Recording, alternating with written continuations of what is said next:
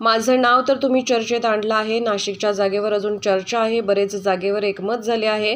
तीनही पक्ष नाशिकच्या जागेवर चर्चा करत आहेत. चर्चेनंतर कोणीही उमेदवार ठरले तर आम्ही काम करणार. भुजबळ कुटुंबातील व्यक्तीला उमेदवारी द्या असे मी सांगितले नाही. फक्त शिंदे गटाला जेवढ्या जागा मिळतील तेवढ्या आम्हाला द्या अशी मागणी मी केलेली आहे. मुख्यमंत्री यांच्याकडे नगरविकास खातं आहे. त्याबाबत असलेल्या एका कामासाठी मी गेलेलो होतो. शिवसैनिकांनी अस्वस्थ होण्याचं कारण नाही. मी तुमच्यातला होतो.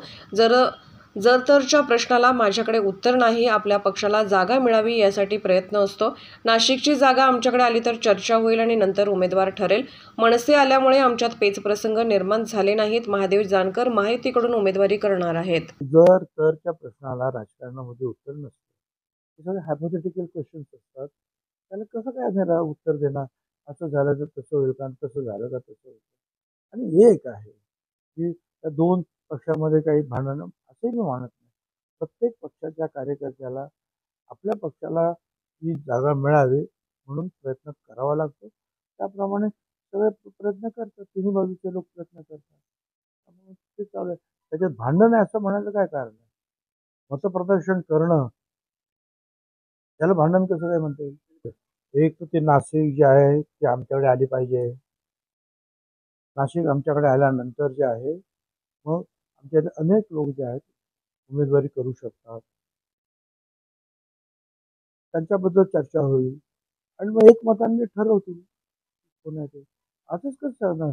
एक व्यक्ती डोळ्यासमोर ठेवून मला डोळ्यासमोर ठेवून ते मला प्रश्न विचारला तर कसं काय होईल? त्याला म्हणून तर म्हटलं ना, जर त्याच्या प्रश्नाला कसं उत्तर जोपर्यंत कन्फर्मेशन येत नाही की जागा सुटली का आम्हाला, तोपर्यंत पुढची काही चर्चा होत नाही. आधी पण त्यांची चर्चा झालेली आहे.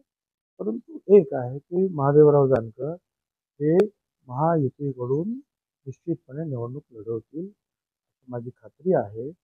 आणि मग ती जागा कोणी त्यांना द्यायची, राष्ट्रवादीने द्यायची, त्यांनी द्यायची, आम्ही द्यायची. सगळ्याचा उलगडा जे आहे 1-2 दिवसात होईल. मनसेमुळे कुठेही पेच प्रसंग निर्माण झालेला नाही.